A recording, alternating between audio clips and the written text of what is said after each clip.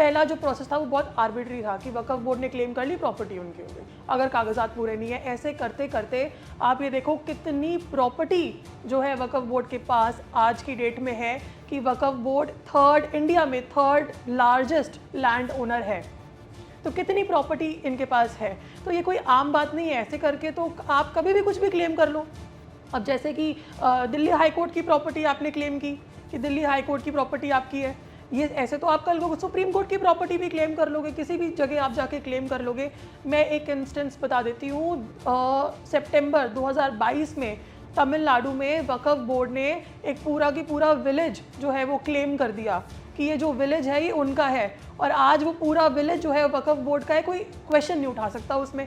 ऐसा क्यों? ये ज़्यादती क्यों हो रही है? तो इस चीज़ को ख़त्म करने के लिए अमेंडमेंट्स आने बहुत ज़रूरी हैं। तीसरी चीज़ मैं आपको बताऊं कि इसमें अब महिलाओं का जो है वो रोल आएगा। कभी भी आज तक के इतिहास में वक्फ बोर्ड में महिलाओं की कभी कोई एंट्री नहीं रही है, बट ये बहुत ही अच्छी बात है कि अब महिलाओं को भी मौका दिया जाएगा, और महिलाएं जो हैं, जो उनकी अथॉरिटीज़ हैं, जो उनकी बॉडीज़ बनी हुई हैं, जो ऑफिसर सेलेक्ट होते हैं, 2 महिलाएं उनमें रहेंगी ही रहेंगी। तो एक बहुत बड़ा और बहुत ही पॉजिटिव चेंज जो है ये अब देखने को मिलेगा। तो ये सारे इस तरह के अमेंडमेंट्स अभी आने वाले हैं।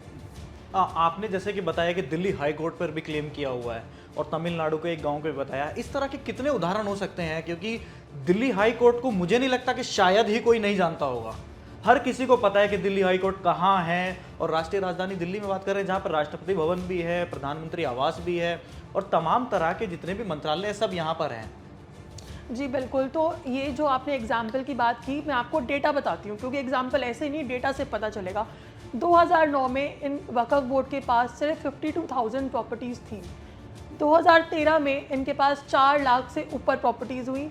आज की डेट में 8 लाख से ऊपर प्रॉपर्टीज़ वक्फ बोर्ड के पास हैं। 200 करोड़ पर एनम की उनकी आमदनी है।